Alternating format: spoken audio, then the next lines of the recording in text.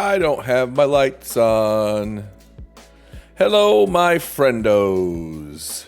There we go. My mic is not my mic. My headphones are too loud. What is going on, my friendos? You could see it. It was just dark. Now you can see it. It's clear.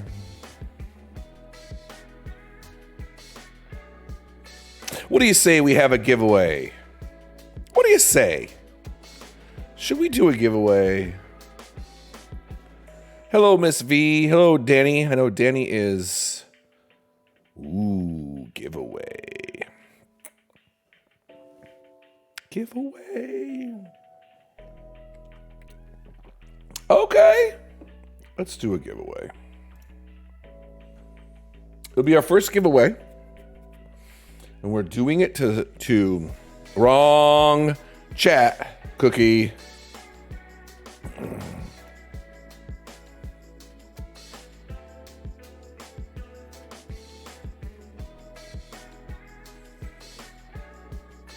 There you go.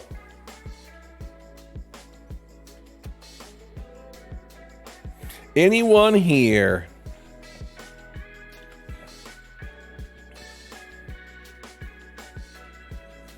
if you are a subscriber, you get an extra ticket, V. So you got 2 tickets. Oh yeah. And we're doing a giveaway for a bookmark. This one is totally blank so far because I have not made it for you, but this is what it will start to look like. It's flappy. It's flappy. And it's only got my logo on the back. There you go. But it will have your initials. Well, initial on the front. And then I will do it and I will hand sew it and it will be amazing. And that's what we're going to do. So please enter, do exclamation mark giveaway.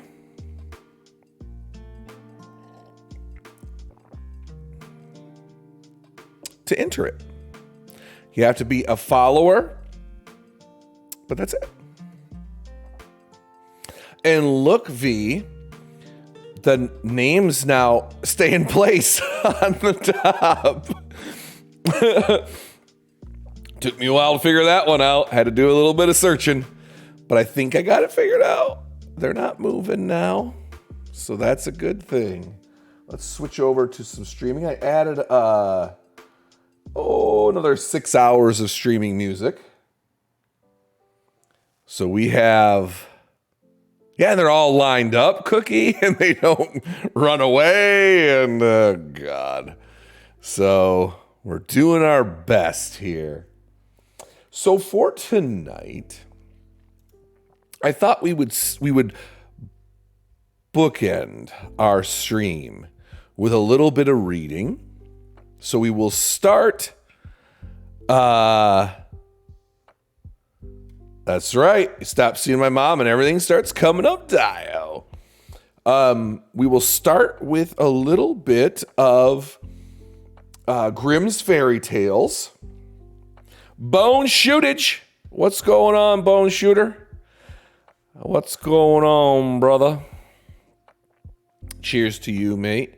Yes, everybody enter the giveaway. Type exclamation point giveaway, and you will enter in to win your own bookmark. Since we're reading stream, we're giving away bookmarks.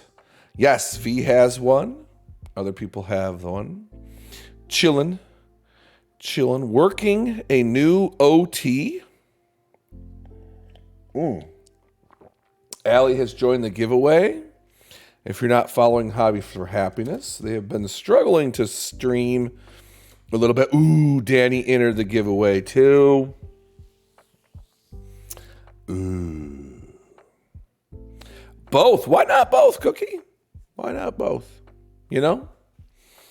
My sons are off watching the new D&D movie. So I'm going to get the review tonight when they get home on the D&D movie. I haven't seen it. Hey, Acid Burn. Good to see you, buddy. I'm glad you entered the giveaway. Got to be a follower to give away, but that's it. You don't have to be a subscriber. The kids are off seeing the Dungeons and Dragons movie. They want to see. You are not in the D&D movie, Cookie. They want to see the Mario movie, but that opens tomorrow, and my oldest has to work till 9, and so they don't know if they're going to make it. But I gave them $30 tonight and said, go watch the D's and D's movie and check it out. If you look down below in the area where you can follow, click on the Instagram and follow that.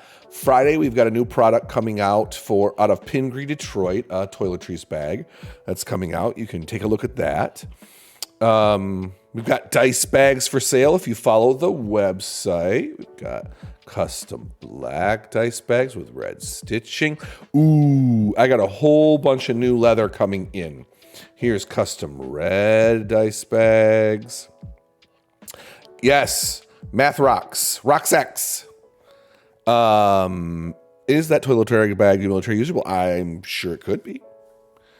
I've got a whole bunch of new leather coming in that I bought for you guys, and we're going to create giveaways out of that. Some nice, really high-end goat, actually, in different colors.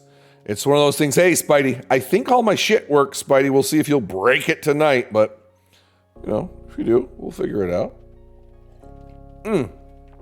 If you click on, we've got channel points. We've got channel points now because we made affiliate, and that's what we're celebrating tonight. You can click on any of the channel points there. Yeah, I know you're going to try to break it. And you can add to the Drunken Tales that could be coming up soon, where we do a review of all the fairy tales we've been reading after I've been drinking. Although I must say tonight, I might have had a few drinks already. So, you know, who knows? Maybe this will be Drunken Tales. So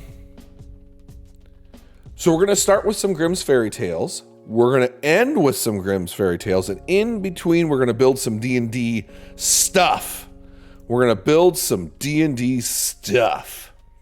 So we'll see how that goes. I've got that already set up too, and we'll see how that is. I was looking through the Grimm's fairy tales and trying to decide. I'm also learning a little bit of how to use Calibre. Calibre is what I use for my ebooks. Oh, yeah, turn this down just a little bit. It's a little loud in my ears. And so we can go to table of contents a little bit easier. Whoop. This can go, oh, actually that breaks out. I don't know if that's supposed to be like that, but I freaking love it. This one is an illustrated Grimm's fairy tales. Oh, the other thing I did yesterday is I uploaded all of our reading streams to YouTube. So you can go down below, follow the YouTube over there, click follow. And if you miss any of these, you can re-listen to anything that you would like. And it will be on there. So I've been looking through some of these tales. Oh yeah, make sure you join the giveaway, Spidey. It's for a bookmark, custom leather bookmark. Hand stitched. Ooh. That's not how you spell it. There you go. So let's look at the table of contents here. I've been looking through the Grimm's and just trying to pick one. We have a lot. So when we get done with stream or get towards the end of stream, I'll have you guys pick one other and we'll have the stream decide what they want. But I figured tonight we would try, oh, you want the queen bee? Cookie? We can add on the queen bee. I figured I'd try little table set thyself, gold ass, and cudgel out of the sack. That's random. So I figured we would try that. All right, let's get started. And then we're going to come back and we're going to build the galloping Hessian as a monster. It's going to be scary. And we'll go from there. Little table set thyself, gold ass, and cudgel out of the sack. There was once upon a time a tailor who had 3 sons and only 1 goat. But as the goat supported the whole of them with her milk, she was obliged to have good food and to be taken every day to pasture. The sons, therefore, did this in turn. Once, the eldest took her to the churchyard, where the finest herbs were to be found, and let her eat and run about there. At night, when it was time to go home, he asked, "Goat, have you had enough?" And the goat answered, because that's what goes on in fairy tales. The goat answered, "I've eaten so much, not a leaf more I'll touch. Bah, bah."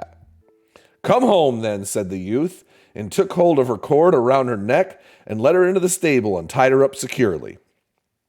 "Well," said the old tailor, "has the goat had as much food as she ought?" "Oh," answered the son, "she's eaten so much, not a leaf more she'll touch." But the father wished to be satisfied himself and went down to the stable and stroked the dear animal and said, "Goat, are you satisfied?" The goat answered, "With what should I be satisfied? Among the graves I leapt about and found no food, so went without. Bah, bah." That goat is a lying goat. It's either this or that goat. Come on, goat. We don't need your double talk, bruh. "What do I hear?" cried the tailor, and ran upstairs and said to the youth, "Hello, you liar!" And you said the goat had enough and let her go hungry. With his anger, he took his yard measure from the wall and drove him out with blows. Lion-ass goat. Next day, it was the turn of the second son, who looked out for a place in the fence of the garden where nothing but good herbs grew. And the goat cleared them all off. At night, when he wanted to go home, he said, "Goat, are you satisfied?" And the goat answered, "I've eaten so much, not a leaf more I'll touch. Bah, bah." "Come home then," said the youth, and led her home and tied her up in the stable. "Well," said the old tailor, "I think I know what's coming next, kids. Has the goat had so much food as she ought?" "Oh," answered the son, "she's eaten so much, not a leaf more she'll touch." The tailor would not rely on this, went down to the stable and said, "Goat, have you had enough?" The goat answered, "With what should I be satisfied? Amongst the graves I left about, and no food, and so went without. Bah, bah." "The godless wretch," cried the tailor. He was so mad. He argued, he wondered about his kid's faith. That's how mad he was. No God loved this kid, because that goat, drama. That's a drama goat is what this is. Drama-ass goat. "The godless wretch," cried the tailor, "to let such a good animal go hungry?" He ran up and drove the youth out of the doors with the yard measure. Now came the turn of the third son, who wanted to do the thing well and sought out some bushes with the finest leaves and let the goat devour them. In the evening, he wanted to go home, and he said, "Goat, have you had enough?" And the goat answered, "I've eaten so much, not a leaf more I'll touch. Bah, bah." "Come home then," said the youth, led her into the stable and tied her up. "Well," said the old tailor, "has the goat had a proper amount of food?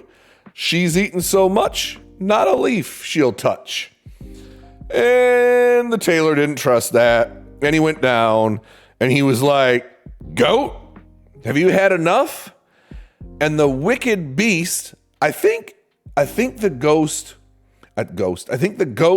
was named Zambies. That's what I think, though, because it's a wicked beast, and that's usually what wicked beasts are named. But we're going to hold on to see if that's true. The goat answered, "With what would I be satisfied? Among the graves I leapt about, and found no leaves, so went without. Bah, bah." "Oh, the brood of liars," said the tailor. each as wicked and forgetful of his duty as the other. Ye shall no longer make a fool of me. And quite beside himself with anger, he ran up the stairs and belabored the poor young fellow so vigorously with the yard measure that he sprung out the house. You is a wicked beast, Zambies. Everybody follows Zambies. She's been doing some amazing painting. She's like 2 foot tall, but she paints well. So, the old tailor was now alone with his goat. The next morning he went down to the stable, caressed the goat, and said, "Come, my little dear animal, I'll take you out to feed myself." He took her by the rope and conducted her to the green hedges and amongst the milfoil and whatever else goats like to eat. "There, you may once eat to your heart's content," she said to her, "and let her browse till evening." And then he said, "Goat, are you satisfied?" The goat replied, "I've eaten so much, not a leaf more I'll touch. Bah, bah." "Come home then," said the goat. "Come home then," said the tailor, and led her into the stables and tied her fast. Well, he was going away, he turned around once again, and he said, "Well, are you satisfied for once?" But the goat did not behave better to him and cried, "With what should I be satisfied? Amongst the graves I leapt about and found no leaves, so went without. Bah, bah." Come on, Zambies. That ain't right. You know that ain't right. When the tailor heard that, he was shocked and saw clearly that he had driven away his 3 sons without cause. "Wait, you ungrateful creature," cried he. "It's not enough to drive you forth. I'll mark you so that you no more dare show yourself amongst honest tailors." Uh-oh, this is going to go south fast, but here we go. In great haste, he ran upstairs, fetched the razor, lathered the goat's head, and shaved her clean as the palm of his hand. And as the yard measure would have been too good for her, he bought his horsewhip and gave her such cuts that she ran away with mighty leaps. Shaved-headed goat. Shaved head, lion-ass goat. That's what we got here. A shaved-headed Wait. Do you think that's why they call people bald-faced liars? It's not why it's bold-face. I'm just making that up. I'm not going to say that now. Shaved goat head liar. You a shaved goat head liar. That's what your problem is right there. You a shaved goat head liar. I'd call you that, Cookie. Shaved ass goat head liar. And the tailor was thus quite left alone in his house. He fell into great grief and would gladly have had his sons back, but no one knew whither they had gone. The eldest had apprenticed himself to a joiner and learned industriously and unwearingly, and he came for him time to go on his travels. His master presented him with a little table, which had no unusual appearance. It was made of common wood, and it had one property. If anyone put it down and said, "Little table, set thyself." The little table was once covered with a clean little cloth, and a plate was there, and a fork and knife sat beside it, and dishes with boiled meats and roasted meats, and there was many room for, and a great glass of red wine shone so that it made the heart glad. The young journeyman thought, "With this you have enough for your whole life," and he went joyously about the world, and never troubled himself whether an inn was good or bad, or if any was good to be found or not. When it suited him, he did not enter the inn at all, but either in the plain, a wood, or a meadow, wherever he fancied, he took out his little table and set it back and said, "Little table, set thyself," and then everything appeared that his heart desired. At length he took it into his head to go back to his father, whose anger would now be appeased, who would now willingly receive him as his wishing table. It came to pass on his way home, he arrived one evening at the inn that was filled with guests. They bade him welcome and invite him to sit and eat, for otherwise he would have a difficulty in getting anything. "Nah," said the joiner, "I will not take a few bites out of your mouths. Rather than that, you shall be my guests." They laughed and thought he was joking. However, he placed up his little wooden table in the middle of the room, and he said, "Little table, set thyself." And instantly it was covered with food, so good that the host could never have procured it, and the smell of it arose pleasantly to the nose of the guests. "Fall to, dear friends," said the joiner. And the guests, when they saw that he meant it, did not need to be asked twice, but drew near and pulled out their knives and attacked it valiantly. And what surprised them most was when the dish came empty, a full one instantly took its place. The innkeeper sat in one corner and watched the doings. He didn't know what to say, but he said, I could easily find use for such a cook as that in my kitchen. The joiner and his comrades made merry until late at night. At length they laid down to sleep, and the young apprentice went to bed and set his magic table against the wall. See, we know what's going down now. Dude, he showed off his magic table, and then he's going to get ganked. He's fitting to get ganked.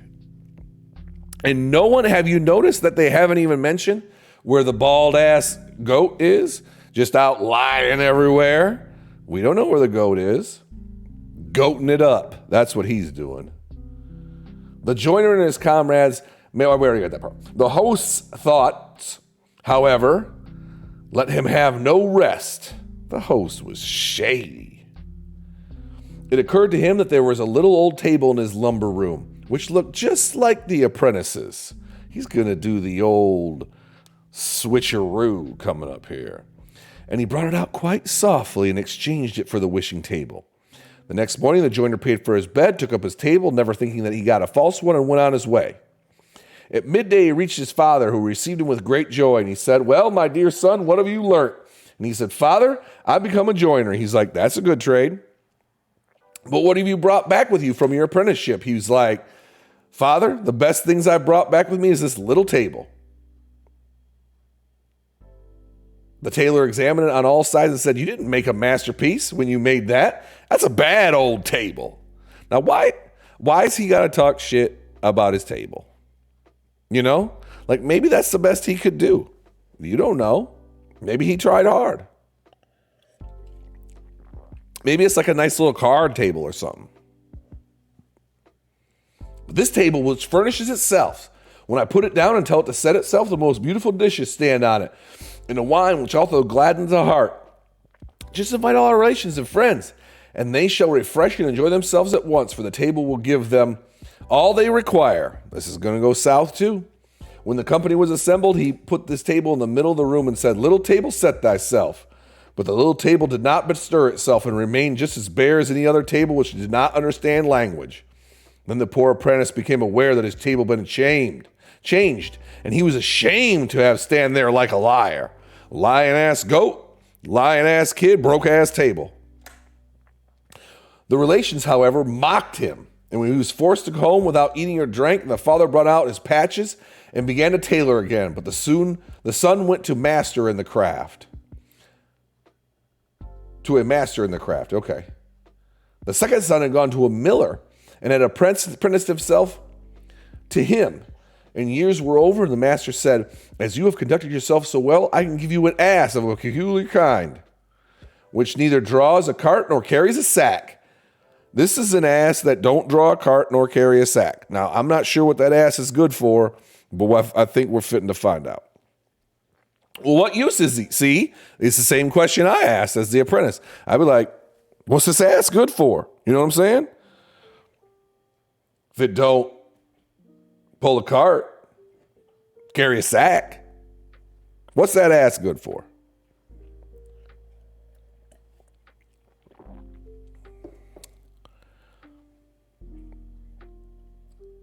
He lets gold drop from his mouth. The ass has gold drop out of it. And that seems to be worthwhile, a gold drop an ass. I mean, you know? If you set a cloth on him and say, Bricklebrit. Now, I think we could have thought a better name than Bricklebrit to get him to shoot gold. You know what I'm saying? Like, I don't know what. Gold. Give me gold. Something. We should have a poll. All right, let's have a poll. What do you all think should be the command phrase to get the ass to drop gold? You put down what you believe the command phrase should be, and we'll have a vote on it. And it can't be Bricklebrit because that's tired. That's lame. Bricklebrit. Say Bricklebrit and the good animal will drop gold pieces for you. That's a fine thing, said the apprentice, thanked the master, and went out in the world. And when he had a need of gold, he only had to say, brickle-brit. Now, V, what's wrong with you? When he said brickle-brit to his ass, it rained gold pieces. He said brickle-brit to his own ass, and it rained gold pieces. Yeah, V, that's what I thought. I was like, all I gotta say, brickle-brit to my ass, and padow, gold pieces. What? What, V? It says it right here. Oh, it's too similar. Brittle brick? Oh, Salty says drop it like it's hot? Okay. All right. I'll put yours in there, V. We'll see what the votes say. All he had to say was brickle-brit to his ass, and it rained gold pieces, and he had nothing to do but pick him up off the ground. That is a nice ass. You just say brickle-brit, and boom, gold pieces out your ass. Raining. Just making it rain gold pieces. Wheresoever he went, he had the best of everything. It was good. Damn it. Enough for him, and the dearer the better, for he always had a full purse. He bet you he did have a full purse because he had a gold ass. When he looked about the world for him, he thought, you must seek for your father. If you go to him with the gold ass, he'll forget his anger. He'll receive you well. It came to pass that he reached such a public house. Tea time with Taryn. Tea time with Taryn cheered. X49. How is that loud? You guys, how loud is that? It's okay, Taryn. Join the giveaway. It's not too loud. Thank you, Tea Time with Taryn. Tea Time with Taryn. Follow Tea Time with Taryn. She was painting a horny chicken today, I think. So that's nice. Tea time already? Okay, be right back with cucumber sandwiches if we're having tea. Hell yeah. All right, Taryn, you missed it. But there was a talking goat who lied, and so the dude, his dad shaved his head and chased him out and beat her ass, because it was a female goat, and chased the kids away because he thought they was lying ass kids. And one of the kids got a table that made food for itself, but he got it stole, and now he's a lying ass kid again. And the second kid has got a gold ass. And if he says brickle-brit to his gold ass, he makes it rain gold pieces. But we don't like the word brickle-brit, so we're going to have a poll. What do you think the command phrase or word should be to make your ass rain gold? That's what we're asking, okay? Okay. It came to pass that he reached the same public house in which his brother's table had been exchanged. He led the ass Montezuma, like the Revenge? Acid burn? You must seek out your father. Oh, I got this one. It came to pass that he reached to the same public house in which his brother's table had been exchanged. He led his ass by the bridle, and his host was about to take the animal from him and tie him up. But the young apprentice said, don't trouble yourself. I will take my gray horse into the stable and tie him up myself, for I must know where he stands. This struck the host as odd, and he thought a man who was forced to look after the ass himself could not have much to spend. But when the stranger put his hands in his pocket, he brought out 2 gold pieces and said that he was to provide something good for him. The host opened his eyes wide and ran to sought after the best he could muster. After dinner, the guest asked what he owed. The host did not see why he should not double the reckoning and said to the apprentice that he must give 2 more gold pieces. He felt in his pocket and saw that his gold was at an end. Wait an instant, sir host. I'll go fetch some more money. But he took the tablecloth with him. The host couldn't imagine what he could mean, and being curious, he stole after him. And as the guest bolted the stable door, he peeped through a hole left by the knot in the wood. The stranger spread out the tablecloth under the animal, and he cried, brickle-brit. And immediately the beast began to let gold pieces fall, so that it fairly rained down money on the ground. My word, said the host. Ducats are quickly coined there. A purse like that is not amiss. All right, let's start our poll here and see what we can get. All right, here's the question. What should the command word be? What did we have here? We had brittle brick, drop it like it's hot. I don't remember all of them. Hold on, let me look at the other screen here. Drop it like it's hot. Oh, back that ass up. And Montezuma. All right, 5 minutes. We're starting our poll. Okay. And immediately the beast began. Okay, we got that. Hey, my word! The ducats are quickly coined there. A purse like that is not amiss. The guest paid his score and went to bed. But in the night, the host stole down into the stable, led away the master of the mint, and tied up another ass in its place. Early the next morning, the apprentice went away with the ass and thought he had his gold ass. He didn't have his gold ass. If you're joining us just now, make sure you do exclamation point giveaway, and you could win a bookmark by me. You have to be a follower to enter. At midday, he reached his father, who rejoiced to see him again, and gladly took him in. What have you made for yourself, son? Asked the old man. A miller, dear father, he answered. What have you brought back with you from your travelers? Nothing else but an ass. The father said, there's enough asses here. I would rather have a good goat.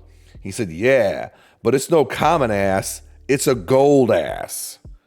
When I say Bricklebrit, the beast opens his mouth and drops a whole sheet full of gold pieces. Just summon all of our relations hither, and I'll make them rich folk. That suits me well, said the tailor, for then I shall have no need to torment myself any longer with the needle. And he ran out and called his relations together. I would think they would have learned last time from this, but you know they're going to show up and wait for the kid to make an idiot out of himself. I would say make an ass, but he's got an ass, so he's not going to make an ass out of himself. As soon as they were assembled, the miller bade them to make way and spread his cloth, and he brought the ass into the room. He brought him straight up in the house. Just waggled his ass up in there. Now watch, he said, and he cried, Bricklebrit. But no gold pieces fell, and it was clear that the animal knew nothing of the art, for the ass does not attain such perfection.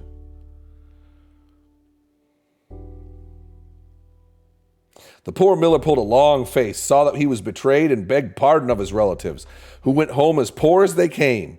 There was no help for it, and the miller had to take up his needle once more, and the youth hired himself to a miller. The third brother had apprenticed himself to a turner, and that was a skilled labor, and it was the longest in learning. His brothers, however, told him in a letter how badly things have gone with them, and how the innkeeper had cheated them of their beautiful wishing gifts on the last evening before they reached home.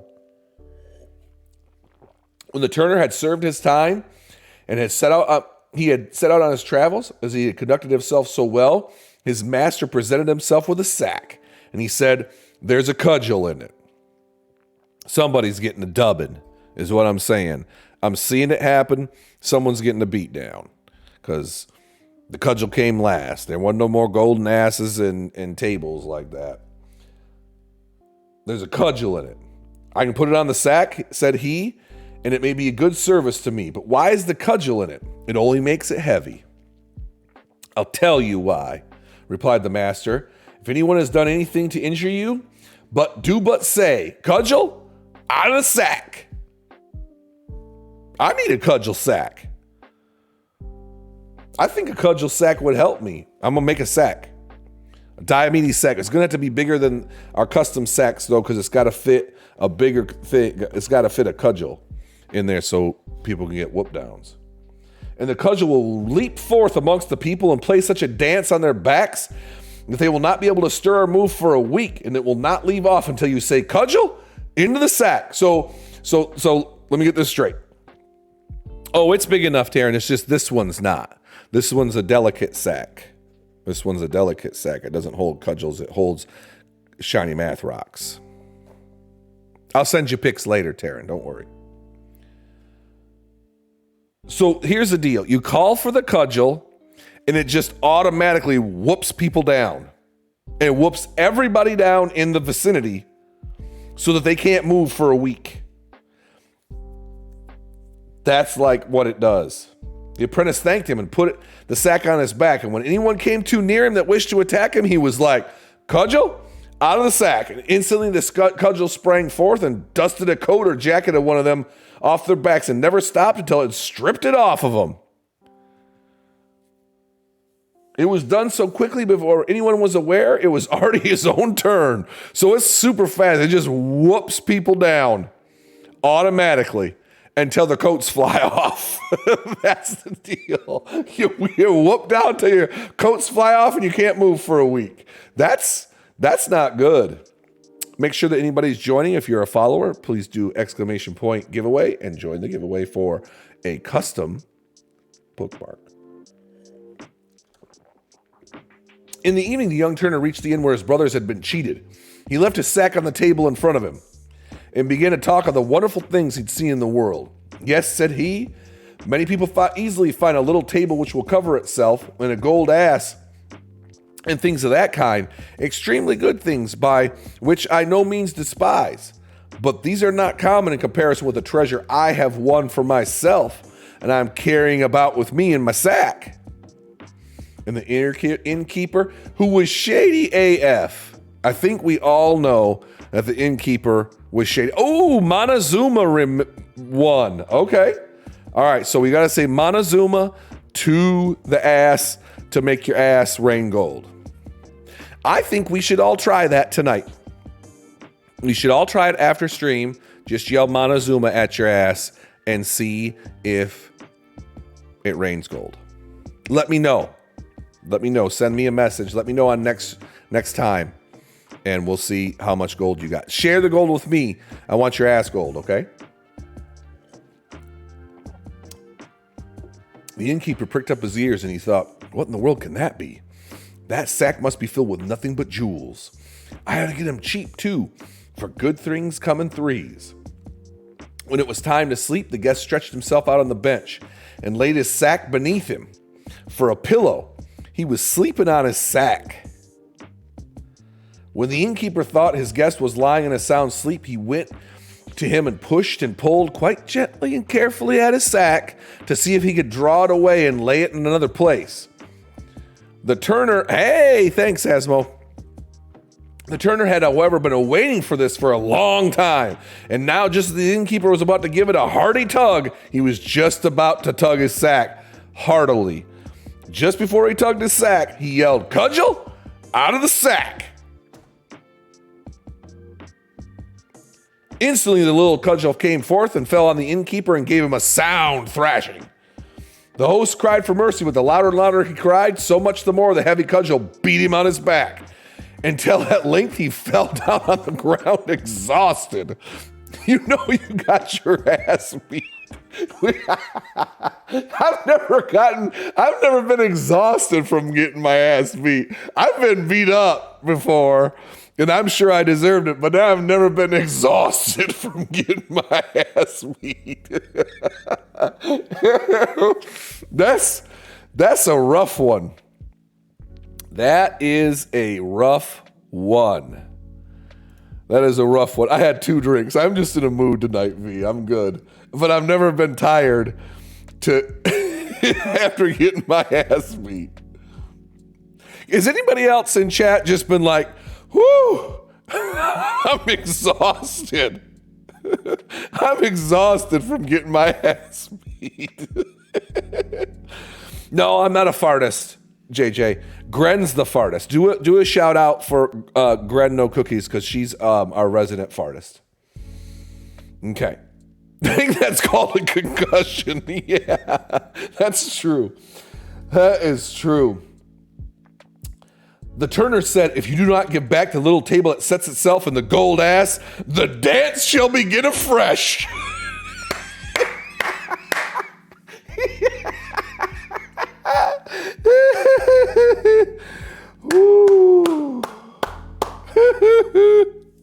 Dude is exhausted. Yeah, be sure to follow. See, I told you they were playing art, but it was fan art. And so JJ and I came up with fart. You're a fan artist when you're a fartist. So,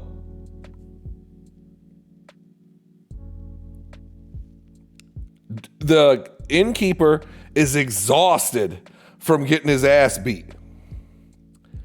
And the Turner just threatened him that he was going to do it all over again. "Oh no," cried the host, quite humbly. "I will gladly bring out everything and make the accursed kobold creep back into the sack." You hear that, V? Kobolds come out of that sack. It's a kobold sack. Kobold sacks. They look like this. It's a kobold sack. It's beautiful. Then the apprentice said, "I know there's so many things coming out of the sack." Everybody joined the giveaway. I don't know, V. What do you think? Is Rosdi in the sack? Rosdi would beat some ass until a dude was tired. He would wear a dude out. Rosdi, it's a Rosdi in the sack. It's like a Jack in the Box. It's Rosdi in the sack. She would wreck folks because she's a swole bald, yo. Yep. You just wear a dude, not wear a dude out. Okay. That's a weird necklace you got there, JJ, but you do you. I'm not going to kink shame you. Then he said to the apprentice, "I will let mercy take the place of justice, but beware of getting into mischief again." So he cried, "Cudgel, in the sack, and let him have a rest."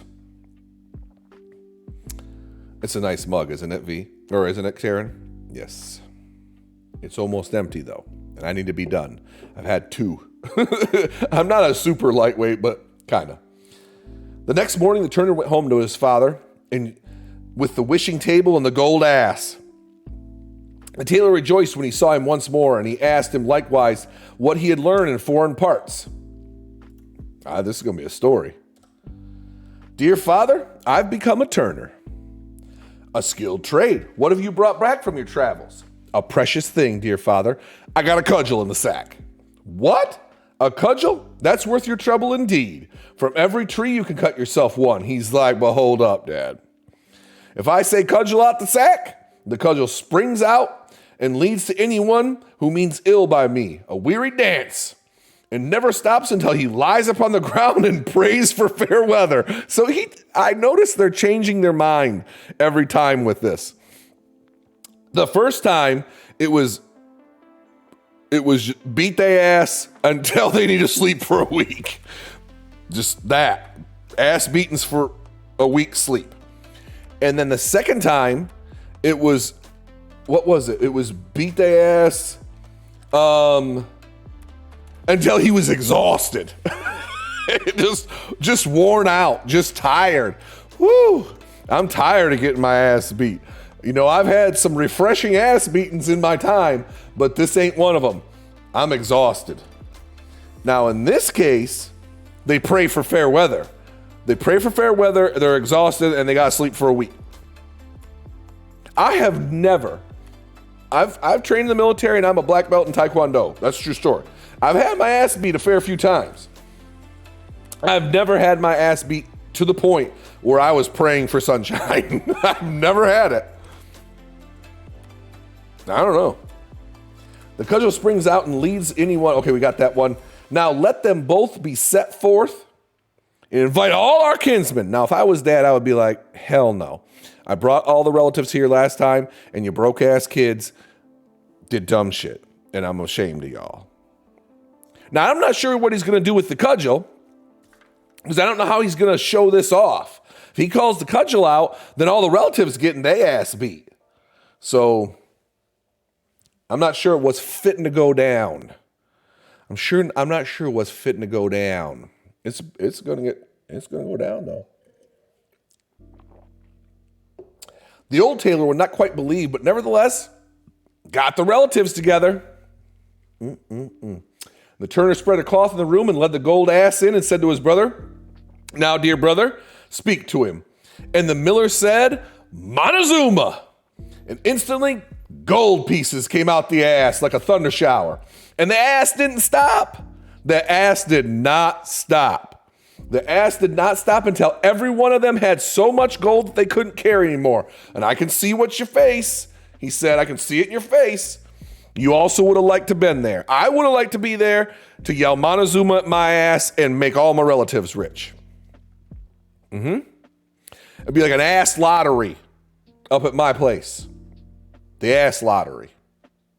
I'd hire a bunch of fartists. Then the turner brought the little table. Now, dear brother, speak to it. And scarcely had the little carpenter said, little table, set thyself. That it was spread and covered with the most exquisite dishes. Then such a meal took place as a good tailor has never yet known in his house. The whole party of kinsmen stayed there till far in the night, and they were merry and glad, and the tailor locked away needle and thread, yard measure and goose in a press, and lived with his 3 sons in joys and splendor. It's an ass lottery. What, however, has become of the goat? We're back to the goat. This is a twist. I did not see this coming. I had forgotten a bit about the goat because we had ass lotteries and we had ass beatings until you were tired, needed to sleep a week and pray for fair weather. And we had tables that gave up food because you get hungry when you doing all that ass beating. What became of the goat who was to blame for the tailor driving out his 3 sons? Well, I will tell you. All right, before we move on, would anybody like to wager what happened to the shaved-headed goat?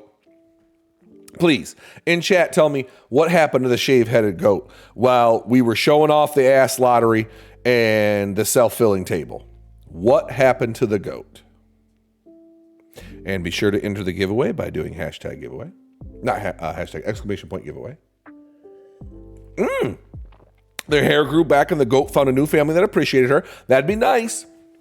But moved to LA and became a fartist? That's probable. That is probable. Yep, that could have happened. What else happened to the shaved goat? Taryn, I have not sent you that many pictures of my butt. Okay? And you need to stop bragging to your friends. You keep asking, no, send me more butt pics. And I'm like, no, Taryn. It's not how it works. All right, so let's see what happened here. Let's see what happened. Waiting for the Speedo pic? Ain't they all? That's on my OnlyFans. I haven't opened up my OnlyFans yet, but when I do,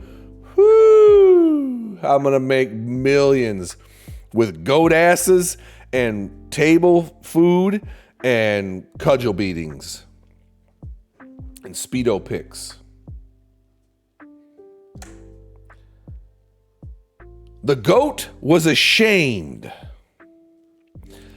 that she had a bald head and ran into a fox's hole and crept into it. When the fox came home, I got to tell you, I didn't see a fox coming in this one. I didn't see it happening, but we got a fox now, kids. A fox came home and he was met with 2 great eyes shining out of the darkness, and he was terrified and ran away. A bear met him and the fox looked quite disturbed, and he said, "What's up? Why you look like that?" And he said, a fierce beast is in my cave and stared at me with its fiery eyes. "We'll soon drive him out," said the bear, and went with him to the cave and looked in. But when he saw the fiery eyes, fear seized him likewise. He would have nothing to do with the furious beast and took it to his heels. The bee met him. And as he saw that he was ill at ease and said, "Bear, are you really putting a very pitiful face? What's become of all your jollity?" Now that's a word I had not heard. Jollity. "It's very well for you to talk," replied the bear. "A furious beast with staring eyes is in Redskin's house, and we can't drive him out. You know what they need? They need the cudgel sack. That's what they need to beat the goat's ass and make him tired and sleep a week and pray for good weather." The bee said, "Bear, I pity you.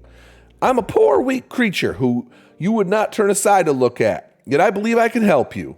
She flew into the fox's cave, lighted on the goat's clean-shaven head, and stung her so hard that she sprang up crying, "Bah, bah," and ran forth into the world like mad. And to this hour, no one knows where she went. That was a hell of a story. That took a lot of turns and twists. I was on the edge of my seat. This was quite the tale. I tell you now, this was quite the tale. I'm impressed. It was like a fever dream, JJ. Okay, now we're going to read at the end of the stream, maybe one more. Thank you, Taryn, for contributing to the Drunken Tales Challenge. We've got some options here.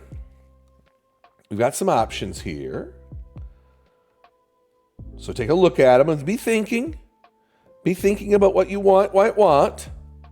We've read some already. We read Little Red Cap. We read... What else did we read? I've heard good things about Mother Hole. Even I can't read it like that. Dear God. The Hedge King. Ooh, the Hedge King. Hedge King looks good. All right, let's put it on Hedge King for now, and we'll come back to it, and we'll see what we want to do. Although, I must say, now that I have been thinking about it, let's go back here. Cookie, is this story about your mom? Is that story about your mom, Cookie? Be honest. We'll wait. Hey, Callie, you made it. Can someone give a shout out to the Callie Sandra? Make sure you're giving a follow, Callie, and join the giveaway, ! Giveaway for your chance to win a custom bookmark. A custom bookmark. You might win it. I think it's about Cookie's mom. That's what I think. It's named after her. Probably is. What was the other one we found? The Hedge King. Okay. All right, kids. It is an hour in to our stream. Let's switch over. Not to that. Cookie's mom does have it going on. You never know. It might be about Cookie's mom. Hedge King. Let's switch to the Chrome screen.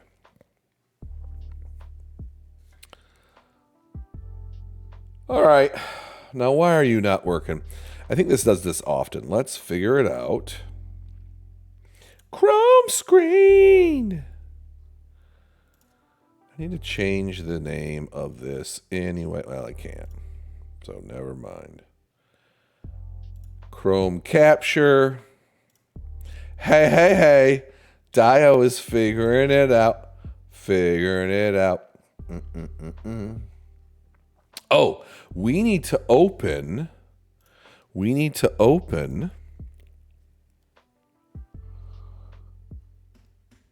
the Legend of Sleepy Hollow.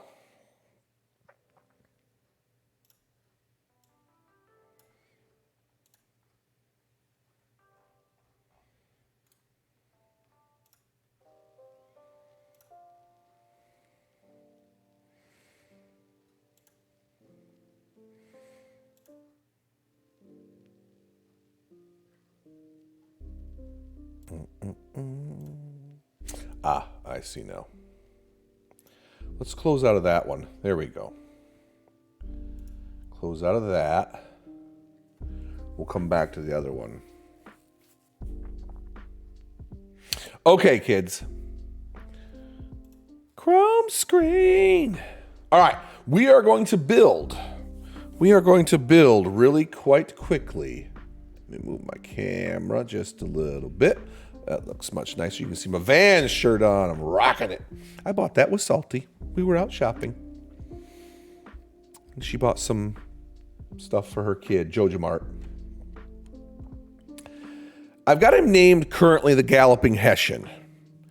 But I've been doing some research, and this story is not unique, of course, to America. Headless things are fairly common. It's called a Dullahan in Ireland, and it's a fairy. And its head is tucked under its arm, and it uses a spine whip. In Scotland, it's got no head. It doesn't know where its head is at, but that's okay, because the horse don't have a head either. And in England, after Gawain and the Green Knight fought, the Green Knight, after being beheaded, picked up his own head and declared that he'll be back to challenge Gawain next year. So this is kind of a common tale. What name should we give our monster tonight? We can do Headless Horseman. That's fine.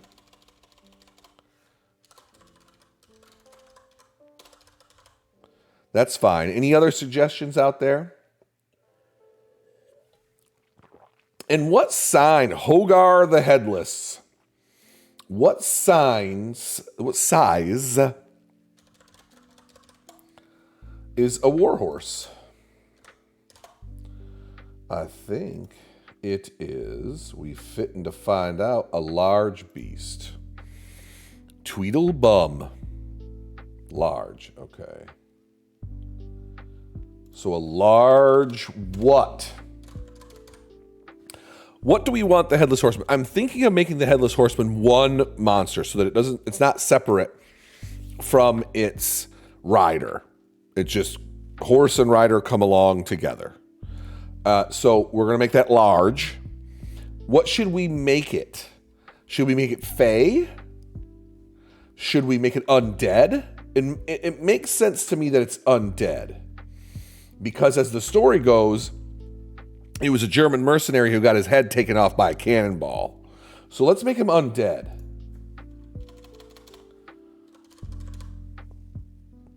Undead for sure, tea time.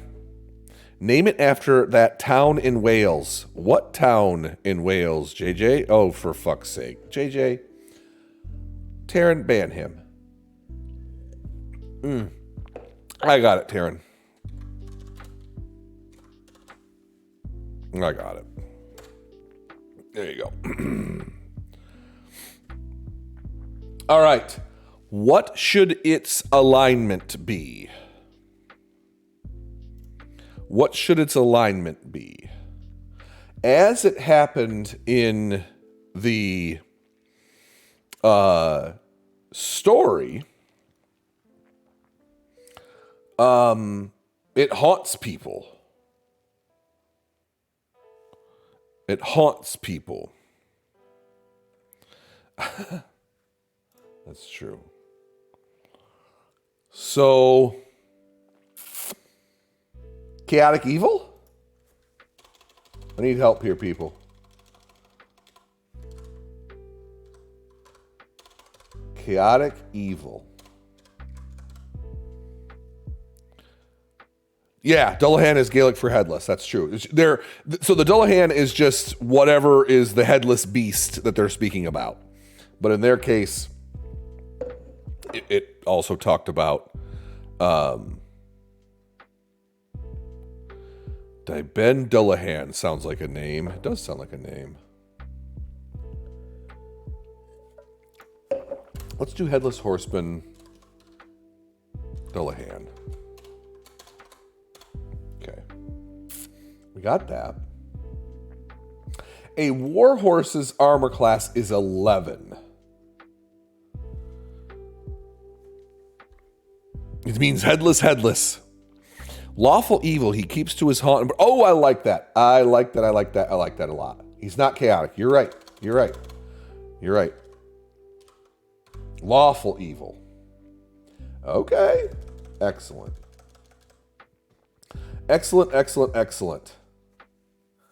He's undead. I want... Let's pull up an undead warhorse's ability here. Okay. Just for fun. Now you know how I name my shit in my games. You name shit? That's weird. Like each shit? Do each one of your shits have a unique name? And you name them after words in Welsh? What did the Welsh do to you? Oh, you do. You name all of your shits after... That's rude. That seems... Don't tell the Welsh that. I am out of drink. That's good. I am out of drink. All right. What armor class? I need to give this space here. Pew. There we go. That works. Needs a space up here, though. Pew. Pew. Why are you not spacing? There we go. That works. That works. All right. What armor class should we give our headless horseman here? 14? Well, just to depend on how tough we want to make him, you know? Let's go back and take a look at part of the reading and see what we can find. The Galloping Hessian of the Hollow. I actually like that name.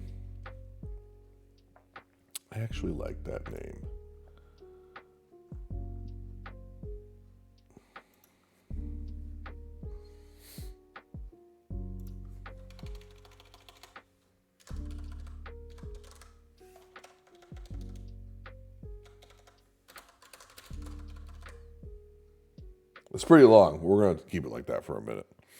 What's he wearing? I don't know. Let's see if we can find that, JJ. That's a good question. I'm pulling... Okay. Brown, we already did that one. Okay. All right. When dude ran into him,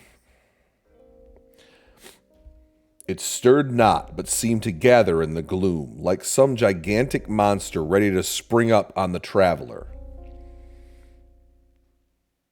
He appeared to be a horseman of large dimensions, and mounted on a black horse of powerful frame. Ichabod was horror-struck on perceiving that he was headless, but his horror was still more increased on observing that the head, which should have rested on his shoulders, was carried before him on the pommel of his saddle.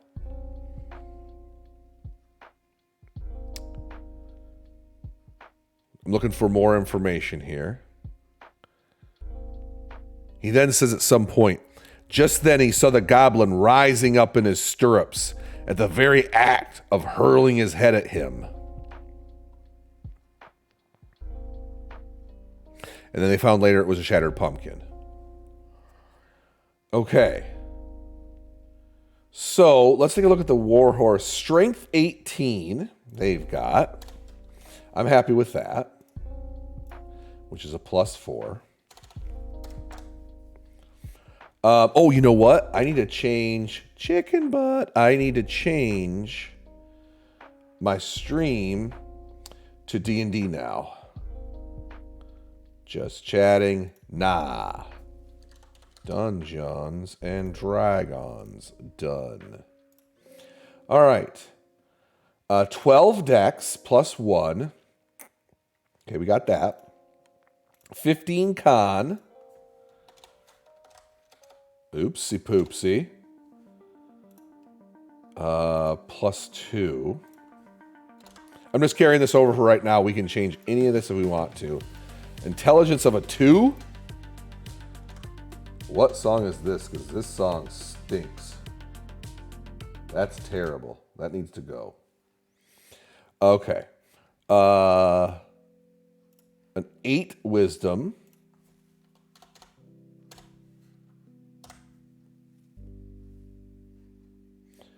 Which is a +0, which is straight up 0. And a 12 charisma, a 5 charisma. Oopsie poopsie. All right, which is a -3. Okay. 18 strength I'm good with. Dexterity, I think we should go up a little because like JJ said, he's rising up the saddle and he's throwing stuff, and so he's going to be using missile weapons. So I'm thinking a 15 dex, which will give him a +2. Con with 15 is fine. His intelligence, well, what undead are we talking about that's similar to this undead? What undead is similar to our... It needs to go at least to an 8. Yeah, I agree with that. So some type of spirit, right? Some sort of specter that...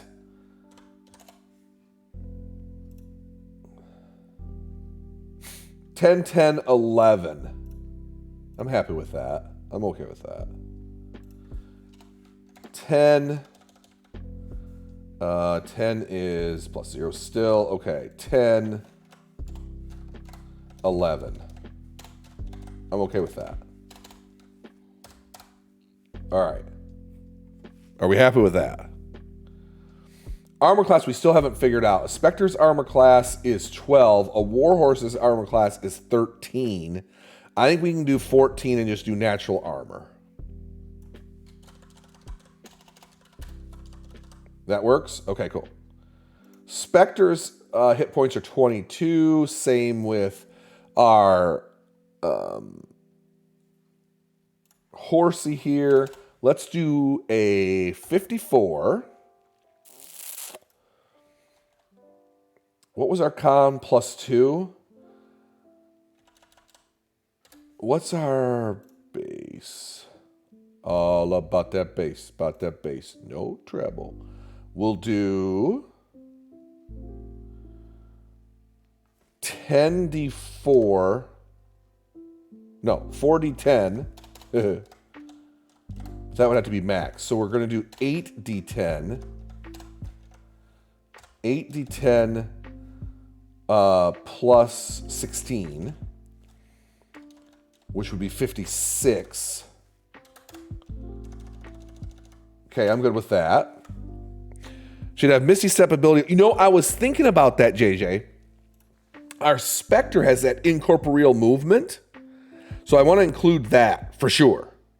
I like sunlight sensitivity as well because the Galloping Hessian never comes out at night, but I want him to have turning resistance as well. So if we're talking that, his challenge rating is... his challenge rating is something like a 4 or a 5. Something like that. Speed, 35 feet. 60 feet. Because... And then... Do we give him a fly speed? No, we don't. Because in the story, the horse ran over the saddle and ruined it. So we're doing straight up 60 feet. Okay. Condition immunities. Poison and necrotic. I'm good with that.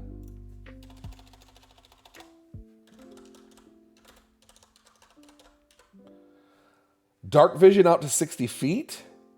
Yeah. Passive perception. How do you calculate passive perception again? Isn't that int +2? Yeah, piss. Calculate passive perception 5e. We gonna look it up. 10 to all modifiers that apply. So 10.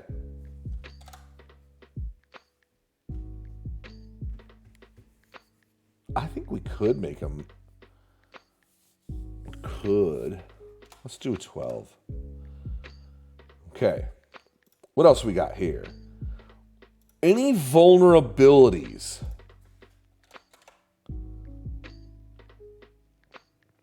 Any vulnerabilities?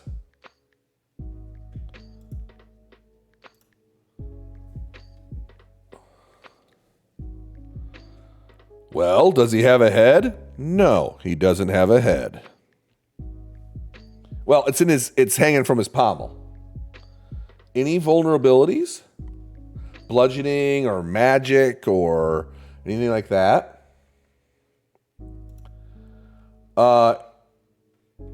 Any condition. Okay, damage immunities. We need a damage immunity as well.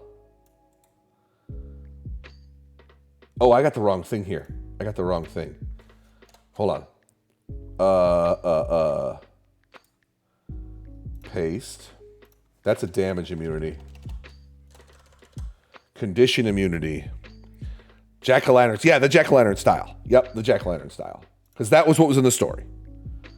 Necrotic and poison, and then damage, resistance, no. Condition immunities. Charms, exhausted, grapples, petrified. Holy shit. Spectre's got a lot. I'm okay with that.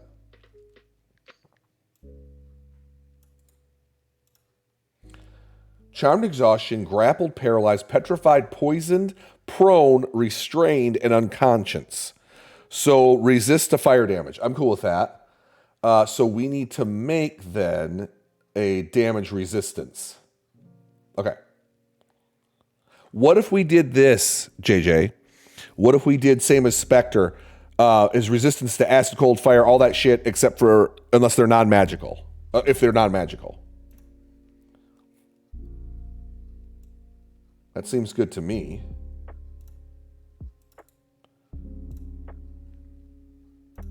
That's not a damage immunity, though. That's a damage resistance.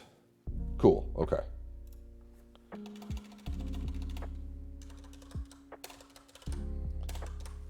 All right. Damage resistance.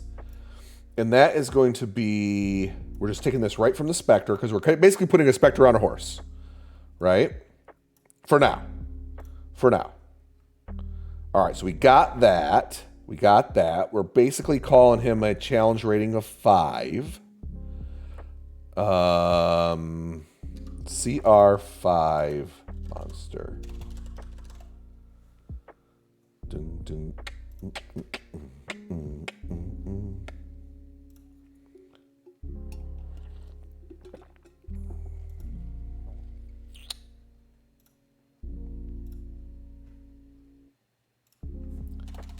We're going to do like 3,800 EXP.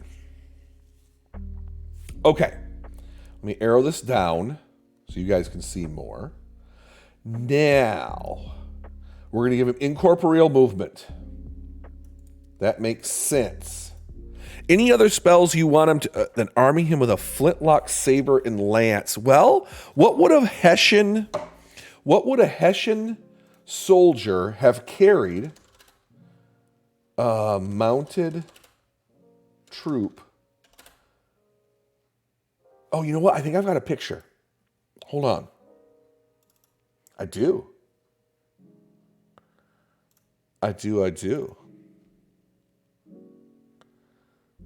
He had a saber. He would have had a saber that he would have used. He would have been mounted cavalry. He would have had a saber. You already looked it up. See, JJ. All right. We're getting there. Okay, let's do this. Step 1, incorporeal movement.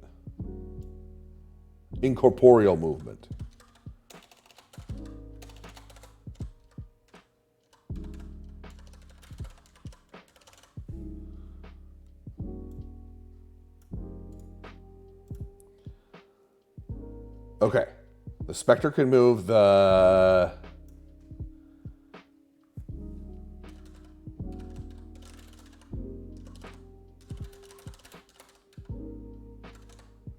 Can move through other creatures. All right. Got that.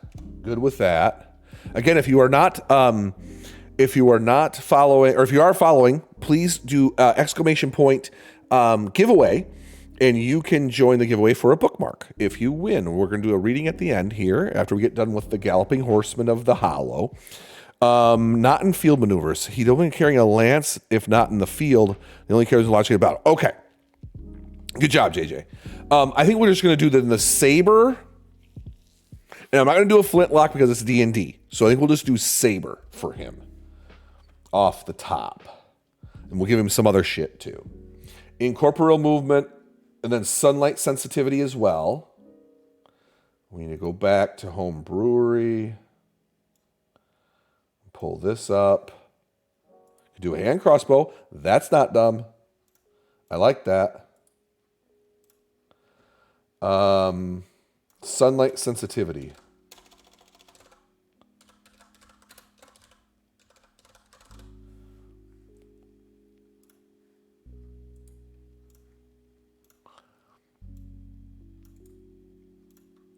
While in sunlight, the galloping Hessian.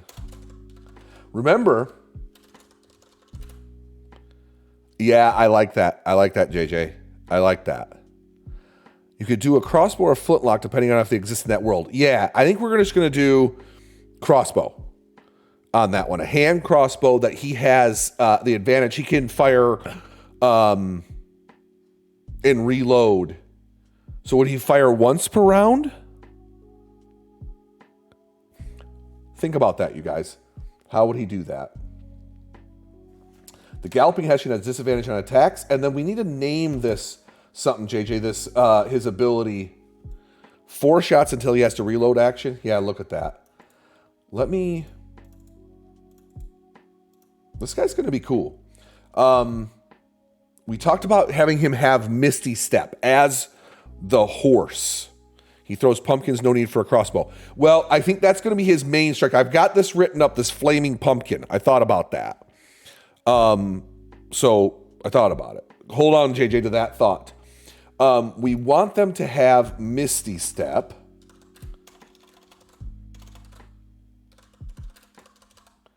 And what I want to do is I want to go back to the thing here.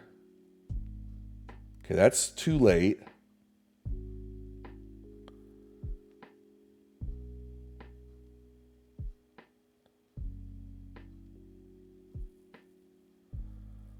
I'm trying to read where he described this. How he was riding.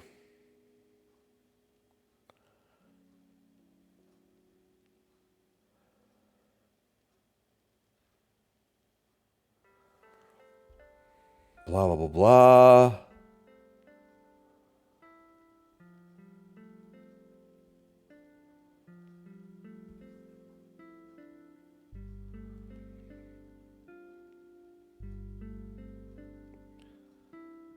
So the word church, looking to see where he had it here.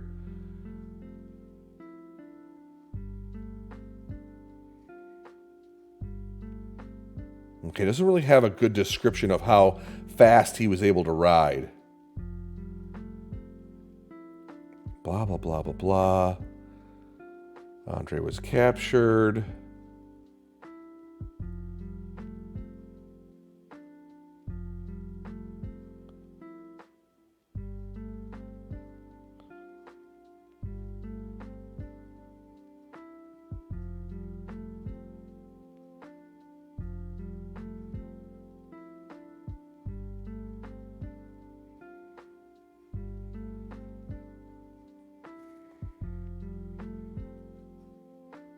Yeah, he was riding people down, for sure. Just trying to get a description here. We can call it something. Ba,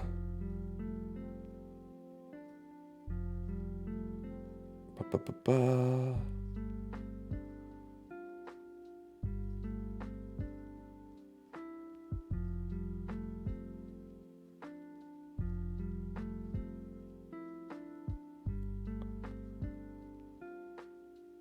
No, we don't have it.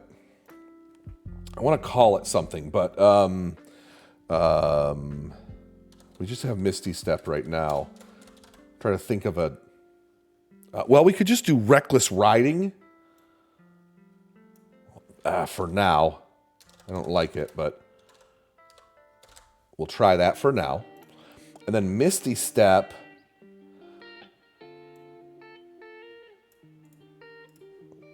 We're going to use that basic description. How many times do we want him to be able to do that? How many times a day can he do that? 3 times a day?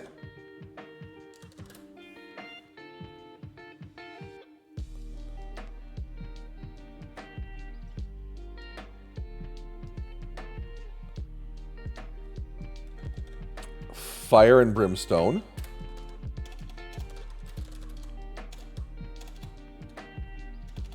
Fire.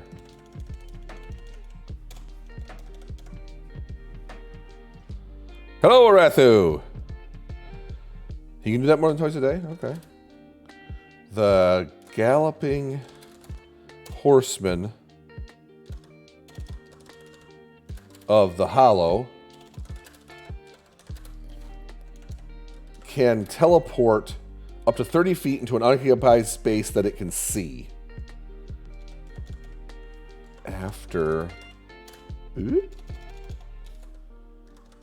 After being briefly surrounded by fire. So we're going to do that 3 times a day for him. Twice V. Oh, twice this V? Okay, let's do twice. And I've seen twice. Ha ha ha. We'll do twice then. Twice a day. Okay. I still don't like Reckless Riding as the name for this.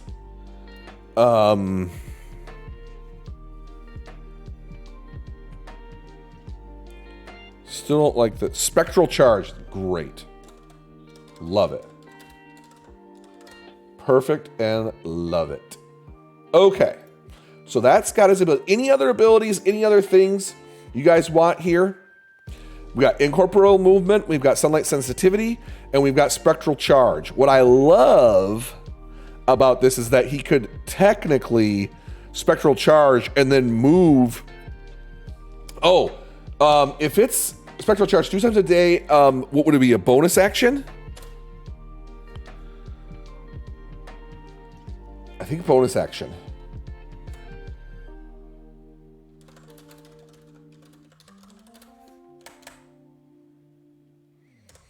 Okay.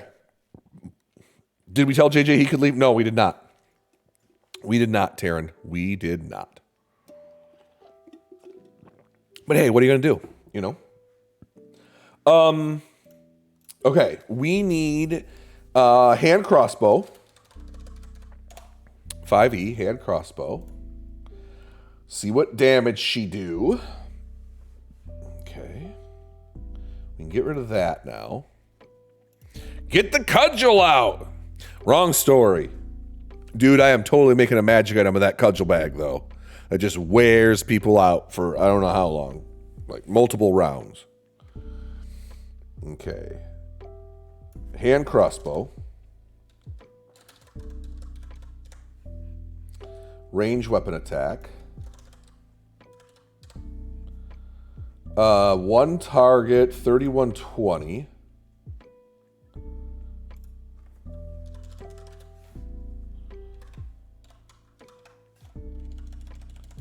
Boop. Dexterity makes it a hit plus 6. Oops, I moved that in the wrong spot. Range 30, 120, one target hit, and a hand crossbow does 1d6 plus 2 plus 4. I feel like that's like a riding crop in the sack. It's a special kind of beating. Hey, listen, man, that's your own thing you got going on there, dude. And then we need Saber. Saber 5e. Asmo. Or Asm. I like Asm. 1d8 slashing. That's not telling me much, though. That's not telling me much, though. Here we go. A saber. That's not a saber. That's a thing.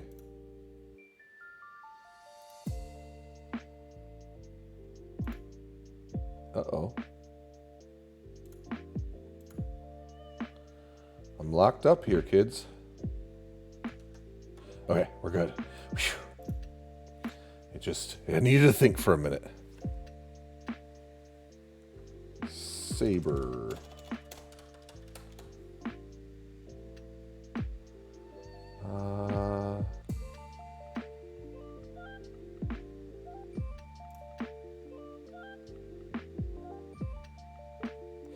1d6.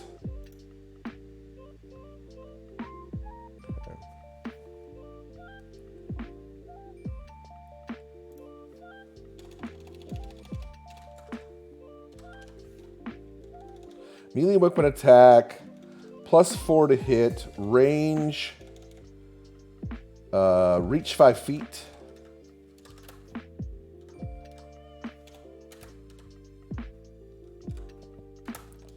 One target,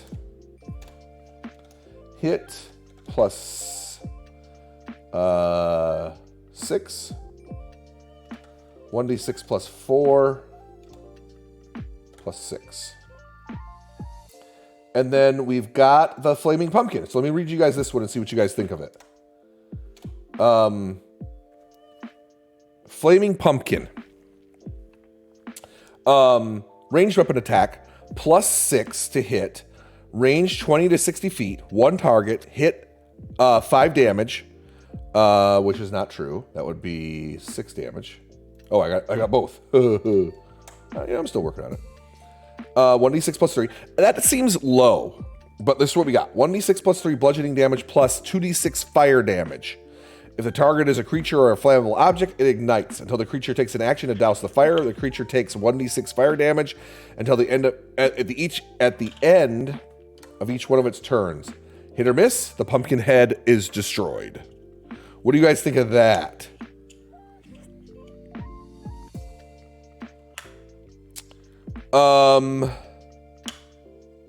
Let's do copy paste, copy pasta, make a smaller, and do, what do they call it? Multi-attack?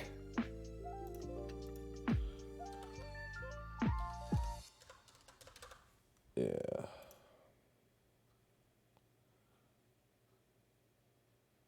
Okay. Multi-attack.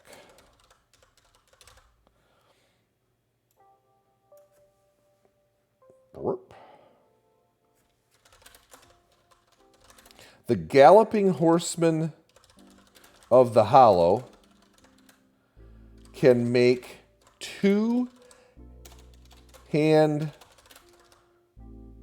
crossbow attacks or 2 saber attacks per round.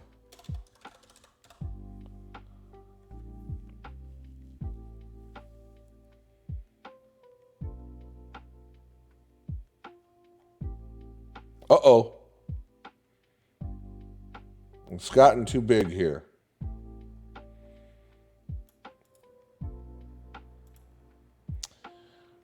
Let's see.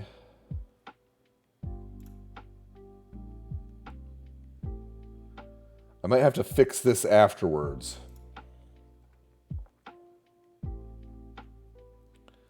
No, maybe not. Let's try this.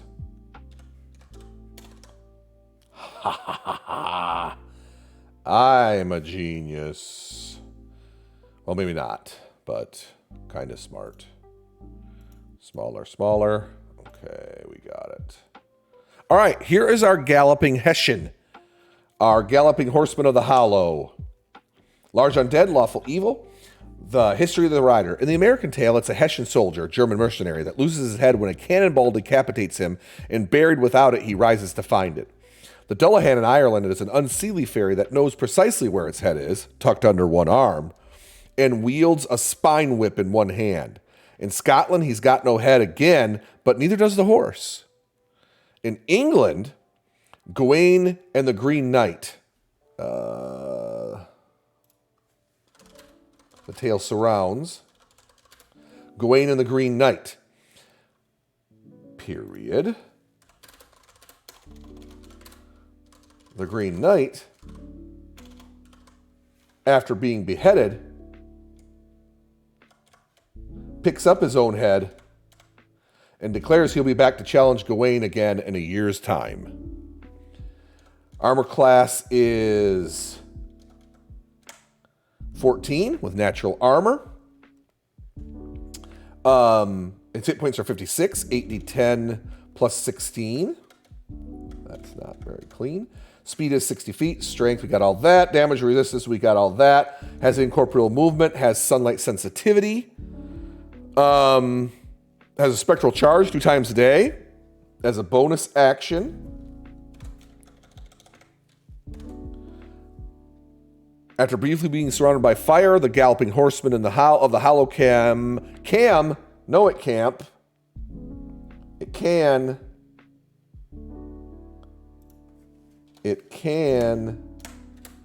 teleport up to 30 feet into an unoccupied space. And then he has this flaming pumpkin attack. Are we happy with the damage on the flaming pumpkin attack?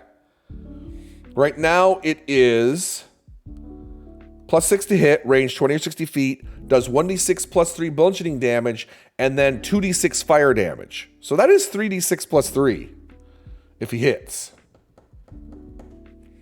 And then they get lit on fire and they do 6 points, 1d6 points damage until they put it out. Well, I don't hear you guys telling me anything, so that's what we're going to do. We're going to save this now. Save.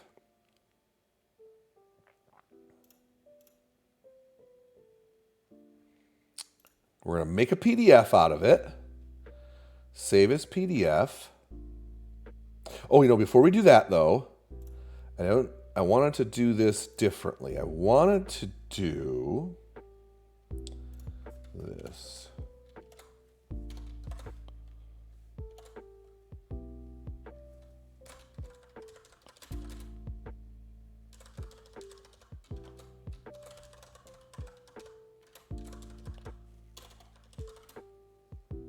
It's okay. It's okay, Taryn. All right. I just want to make sure that we're listing when we made this. Okay. I don't like how that layout is. I want to...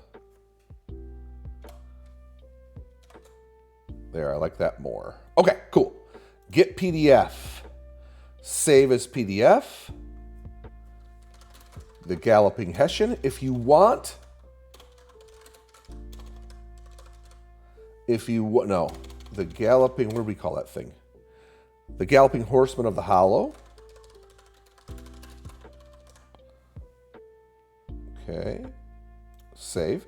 If you want this, it will be available in just a few minutes in the share drive, which you can find below.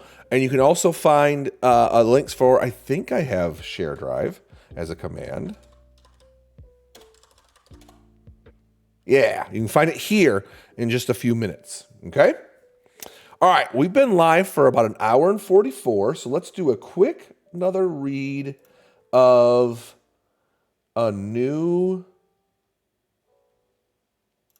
leave. Let's do a quick other read. If anybody else wants to join the giveaway, do exclamation point giveaway. You have to be a follower, but you can join the giveaway. Let's jump back to the reading screen. Let's close out of this. Who are we giving away? Arathu, we're giving you away, buddy. Thanks for asking. No one will want you, but we're going to try. We're going back to these Grimm fairy tales.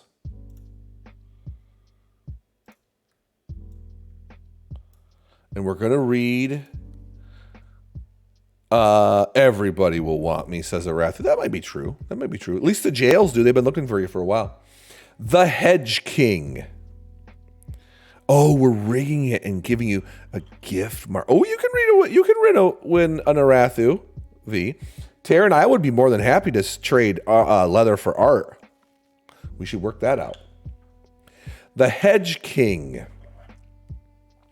In former days, every sound had its meaning. The birds also had, let me close this out. Okay. Had their own language, which everyone understood. Now it only sounds like chirping, screeching, and whistling, and to some like music without words. It came into the birds' mind, however, that they would no longer be without a ruler, and they would choose themselves to be king. Choose one of themselves to be king. One alone among them, the green plover, was opposed to this. Plover? He had lived free and would die free, and anxiously flying hither and thither, he cried, "Where shall I go? Where shall I go?" He retired into a lonely and unfrequented march, and showed himself no more amongst his fellows.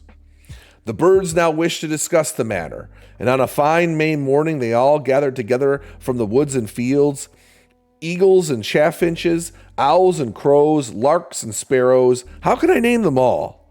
Even the cuckoo came, the hoopoe, his clerk, who is so called because he's always heard a few days before him, and a very small bird which is yet to be named mingled with the band. The hen, which by some accident had heard nothing of the whole matter, was astonished with a great assemblage. What's going on?" she cackled. But the cock calmed and beloved his beloved hen, and said, "Only rich people," and told her what they had on hand.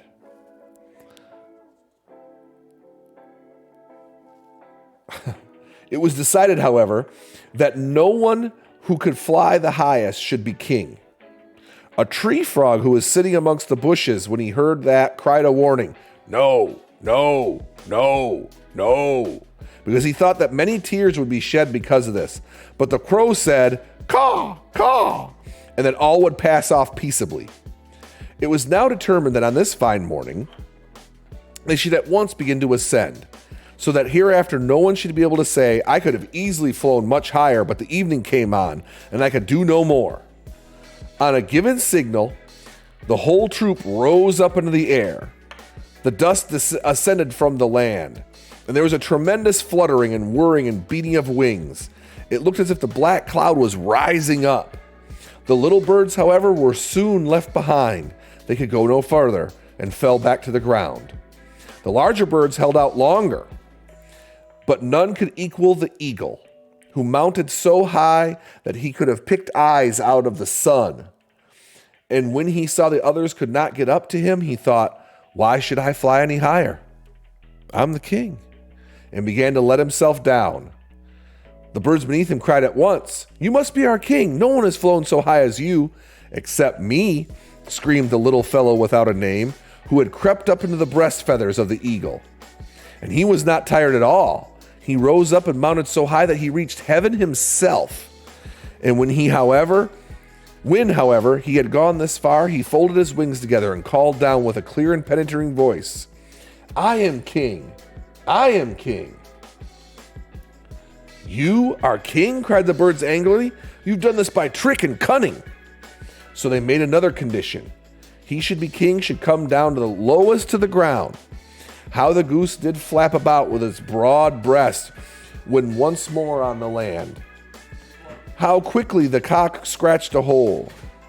The duck came off worst of all. She leapt into a ditch, but sprained her legs and waddled away to a neighboring pond, crying, "Cheating! Cheating!" The little bird without a name, however, sought out a mouse hole, slipped into it, and cried out of it with his small voice, "I am king! I am king!" "You're our king?" cried the bird still more angrily. "Do you think your cunning shall prevail?" They determined to keep him a prisoner in the hole and starve him out. The owl was placed as a sentinel in front of it, and he was not to let the rascal out if he had any value for her life. When evening has come, with all the birds were feeling very tired after exerting their wings so much that they went to bed with their wives and children. The owl alone remained standing by the mouse hole, gazing steadfastly into it with its great eyes. In the meantime, she too had grown tired, and thought to herself, "You might certainly shut one eye. You'll still watch with the other, and the little miscreant shall not come out of his hole." So she shut one eye, and with the other looked straight at the mouse hole. The little fellow put his head out and peeped, and wanted to slip away, but the owl came forward, and he drew his head back. Then the owl opened one eye again, and shut the other, intending to shut them in turn all night. But when she shut the other eye, she forgot to keep the other one open. And as soon as both eyes were shut, she fell asleep. Seems like me, like every night. The little fellow soon saw that and slipped away. From that day forth, the owl never dared to show herself by daylight, for if she does, the other birds chase her and pluck her feathers out. She only flies out by night, but hates and pursues mice because they make such ugly holes. The little bird, too, is very unwilling to let herself be seen, because he is afraid it will cost him his life if he is caught. He steals about in the hedges, for when he is quite safe, he sometimes cries, "I am king, I am king." And for this reason, the other birds call in mockery, "Hedge king, hedge king." No one, however, was so happy as the lark as not to have to obey to the little king. As soon as the sun appears, she ascends high in the air and cries, "How beautiful that it is! Beautiful that it is! Beautiful, beautiful! Ah, how beautiful that is!" The end. I like that story. That one seemed to explain like with the cries of animals and things like this. I liked it. I liked it a lot. And that's going to be the end of tonight, you guys. Let's take a look and see if we can find out someone who else might be. Oh, wait a minute. We have to pick a winner. So if anybody else, I agree with that one, Taryn. That was a cute one. If anybody else wants to join in, you have to be a follower. Do ! Giveaway to join the giveaway. Just a small celebration, a little small thing because of us making affiliate status this week. We made affiliate in 5 days, so we can now do all sorts of little things. Arathu, you join with 1 ticket. Sounds good. Hi, Pupper. Hi, Pupper. You got a toy there? All right. So let's close up everything. We have closed all of our entries. And let's try to pick a winner. We've got in tonight Vliger Dragon, Hobbies for Happiness, Danny Koo, Cookie Mandius, Acid Burn Punk, Spidey Lover, Tea Time with Taryn, Asmodeus Soulpire, JJ the Official, and Arathu. Let's see if we can pick a winner here. Are we picking on winners? We're going to pick a winner. I picked that one. Max. Acid Burn Punk wins. All right. All right. Thank you very much for watching tonight and staying out and hanging out with us. Let's see what we've got here. Let's see who is still out there. Okay. We've got the Liching Hour. We're going to raid into him. So let's do our end screen here. And we'll raid into Viva. I'm dial mining still. We'll raid into Viva. Oh, yo, Chris. Yeah. I need to borrow your keys. All right. Follow along with the raid. Give a follow when you get there. And I will see you guys soon. We'll be sure back next Tuesday, but I'm sure I'll be back with some more pop-ups and reading streams like this. We'll be going on, and then if we can keep on getting, our raise and things like that, we can do some drunken tales as we've got it coming up. Thanks again tonight for being here, everybody. I will see you all for sure next week, but I'm sure I'll have some up streams along the way, and we'll do some more bedtime for Salty Tales. I will see you all very, very soon.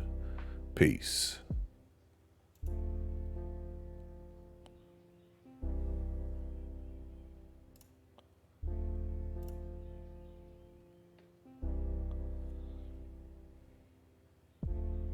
Will check.